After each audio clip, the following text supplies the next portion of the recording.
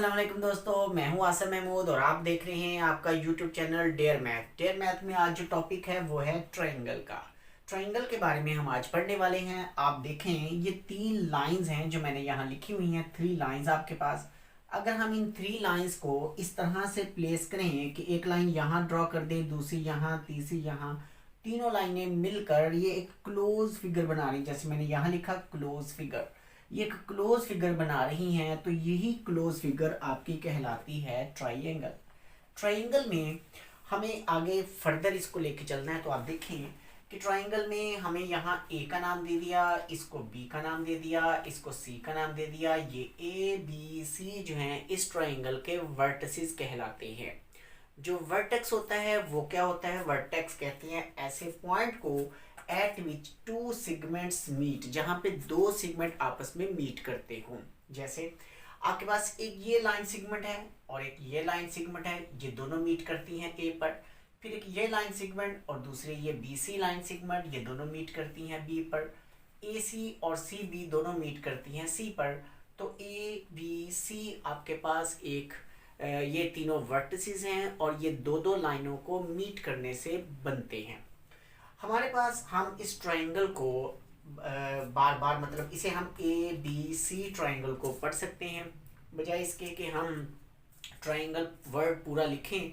हम ये ट्रायंगल की सैम्पल भी यूज़ कर सकते हैं। हम लिख सकते हैं ट्रायंगल ए बी सी, हम इसे ट्रायंगल बी ए सी भी लिख सकते हैं, हम इसे ट्रायंगल सी बी ए भी लिख सकते हैं। इससे कोई फ़र्क नहीं पड़ता। लेकिन आमतौर पर क्योंकि हमें अल्फ़ाबेटिकल ही इसको लिखना बेहतर होता है, तो इसलिए हम इसे ए बी सी ही लिखा करते हैं। ठीक हो गया जी।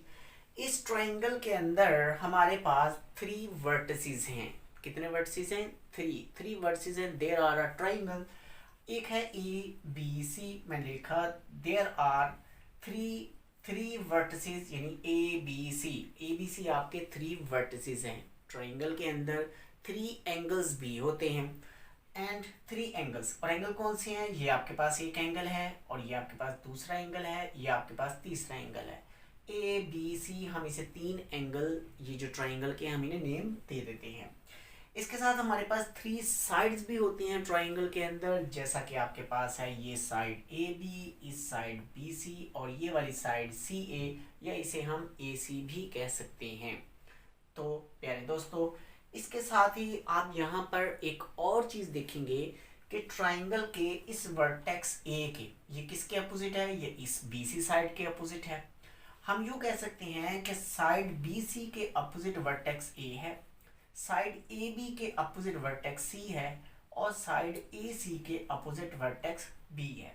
तो यहाँ पे लिख दिया गया कि ट्रायंगल ए बी सी के अंदर बी सी वर्टेक्स ए के अपोजिट आता है, साइड ए सी वर्टेक्स बी के अपोजिट आता है, ए बी वर्टेक्स सी के अपोजिट आता है। अब हम सीखेंगे कि ट्रायंगल को हमें रोज़मर्रा ज़िंदगी में कहाँ कहाँ इस्तेमाल करना होता है। इसके लिए कुछ एग्जांपल्स हम करते हैं। रहिएगा मेरे साथ वीडियो के एंड तक। डियर फ्रेंड्स, अब हम सीखते हैं इसको एग्जाम्पल की मदद से कि ट्रायंगल एग्जाम्पल में, मतलब आम रोज़मर्रा ज़िंदगी में हम किस तरह से इसको इस्तेमाल करते हैं। ट्रायंगल की एग्जांपल हम लेने के लिए मैंने यहाँ पे 2 ब्रदर्स हैं हमारे पास, एक अली है एक साद है। अली के पास ट्रायंगुलर शेप के टॉयज हैं और साद के पास रेक्टेंगुलर शेप के टॉयज हैं। वो दोनों एक दूसरे के खिलौने तोड़ देते हैं। अली भाग कर साद के खिलौनों को तोड़े तो वो आसानी से तोड़ सकता है, क्योंकि जो रेक्टेंगुलर शेप के टॉयज होते हैं वो आसानी से टूट जाते हैं एज कम्पेयर टू ट्रायंगुलर।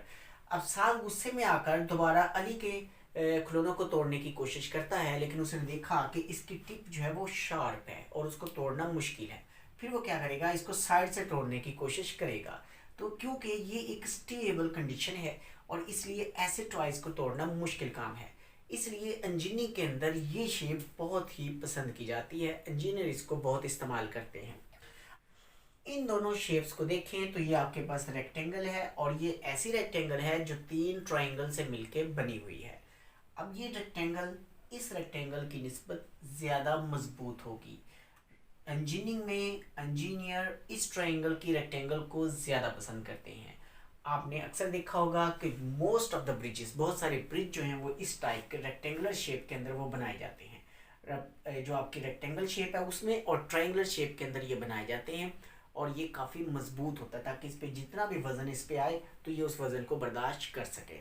इसके साथ हमारे आम तौर पर जो घर होते हैं जहाँ पर बर्फ़बारी होती है, उन इलाकों में जो घर होते हैं उन पर अगर इस तरह से डायरेक्ट बर्फ़बारी इनके ऊपर हो तो फिर वो बर्फ़ जो है वो इसके ऊपर आके रुक जाती है, छत के ऊपर वज़न डाल देती है। जबकि जो घर हमारे इस शेप के होते हैं, रेक्टेंगुलर शेप के, उस पर जो आके बर्फ़ गिरती है वो सारी नीचे आके यूं गिर जाती है। तो ये जो है आम तौर पर ऐसे इलाकों में जहाँ बर्फ़बारी बहुत होती है वहाँ पर इस टाइप की घरों की छतें बनाई जाती हैं। तो ये इसका इस्तेमाल हो रहा है। इसी तरह से आपके पास एक बिल्डिंग है, आप बिल्डिंग के बहुत ऊपर वाले फ्लोर में किसी 30 या 25 फ्लोर या इससे ज़्यादा फ्लोर पे रहते हैं और आपने अगर बगैर लिफ्ट के नीचे आना हो या बगैर लिफ्ट के ऊपर जाना हो और अगर सीढ़ी इस तरह से होगी, बिल्कुल सीधी वर्टिकल शेप की होगी, तो उसके ऊपर चढ़ना बहुत मुश्किल होगा, काफ़ी मुश्किल होता है उसके ऊपर चढ़ना। और अगर हम इस तरह से सीढ़ी उसके साथ बिल्डिंग के साथ लगी हुई होती हैं जैसे आमतौर पर बिल्डिंग्स में होती हैं, तो उनसे उतरना कदरे आसान होता है, बल्कि बहुत आसान होता है। तो ये भी एक ट्रायंगुलर शेप की जो है ना वो सीढ़ी होती है। तो इस तरह से रोज़मर्रा ज़िंदगी के अंदर इंजीनियरिंग में ट्रायंगल बहुत ज़्यादा इस्तेमाल होती है।